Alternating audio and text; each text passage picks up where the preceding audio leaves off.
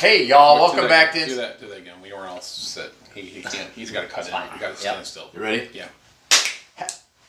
I want to do it with you, so just do it. It's fine. Go. Hey y'all, welcome back to Inside the Barrel. I'm Double J. I'm Big H. I'm Nathan. Hey dog. Hey, we're back today. One of our favorite distilleries. Really got hooked onto these guys the last year and a half. Where they come from? Double J is part of the woods, Freeland, Michigan, right on the way. Yeah. So check out the playlist up above for the other bottles we've done from them. But their newest release, I say their newest release, but I think they're coming to one. They may have already just come out with one just right after we post this, or right before we post this. But this is from their Omen line. This is we like to talk about the Bourbon Junkies. This is basically their distillery, Evernorth Spirits, out of Freeland, Michigan. Comes from their Omen line. And this is what they call Arctic Spirit Batch 1. So this is actually their limited release. Yeah, LE they kept calling it, right? Yeah. Limited release, LE. limited edition. It is. So special edition here. Double J actually got this autograph for us. So at the release party. Yeah, it was at the release party. We got Dan, we got Sean, and there was this space down here for Brandon to sign it. Brandon, we didn't get Brandon to sign it for some reason. He was a great host, but he was so big. I mean, Randy was running back and forth, pouring. Wonderful place right there for Brandon to sign. Brandon's the man. We've shared before. We've been up there. Brandon is really taking care of us. He did great at that release party. You should have had him sign it. I know. Dude is a legend. This is my bottle. I wasn't sure if you brought a bottle. This is my bottle. So, Brandon, you're welcome to come to Big H Bar whenever you want. Make sure you get this signed when you're here. And absolutely. You can also sign the event work up above if you know. if you know, you know. I might take a picture of that. We'll talk a little about this. Let's get a bottle pop on this and start to do some pouring. So, this is a blend. So all the Omen line at Evernorth are blends. And this is a blend of two different bourbons. So we talk about Evernorth. Evernorth is a NDP, so non-distilling producer, but they do a lot of neat stuff with the barrels they acquire and mixing them and blending them and different finishes. So this one's actually, it says right here in the bottle, so 6-year rye from Sagamore. It's a 52 rye, 49 core, 5 malted barley. And then it's also blended with an 8-year rye from MGP. The MGP barrels are finished in tawny port. And Ruby Port, and then also wave stay barrels too. So I'm not really sure what that means. That's what we found, but I'm not really sure that you can actually finish in a wave stay barrel. Typically, I think you age in a wave stay barrel. But Brandon put some in the comments. Let us know. Yeah. So they also promote this as their midwinter drink. I don't know if they promoted it. They promote it, but there's a lot of stuff going on there now. It's in the same formula as Midwinter Night. Midwinter Night from High West. I heard that verbiage at the release party. Right. I'm not sure who said it. Right. I just heard it at the release party. A tawny ruby port finished rye whiskey. Yeah, we've reviewed that one before, so we're going to review this one now. We may do a blind in the future against Good idea. Yeah. Okay.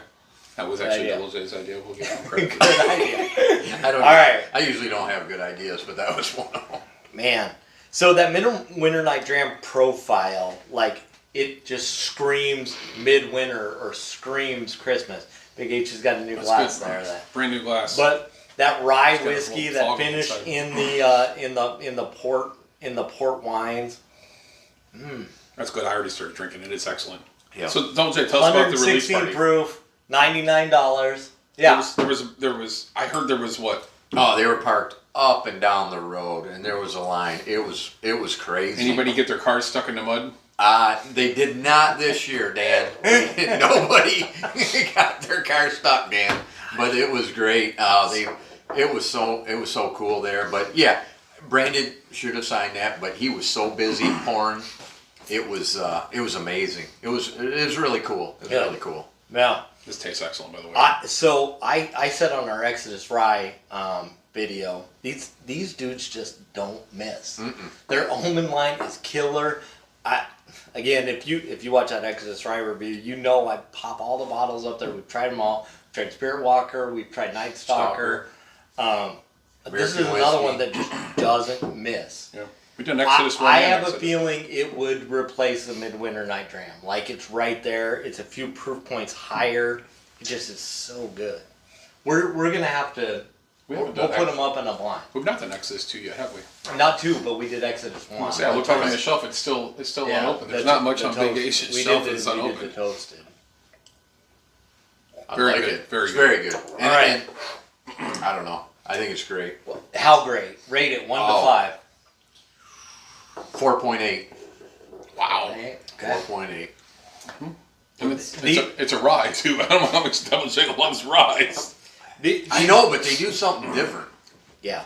Yeah, right. I don't know what it You're is. Great. exactly right. So I don't know what it is. So for me, you want to go next or not? I'll go next. Okay. These guys make fun of me because I have 186 bottles on my shelf. My rotation's probably 165 of them. So once every 6 months, I get to put a new bottle in.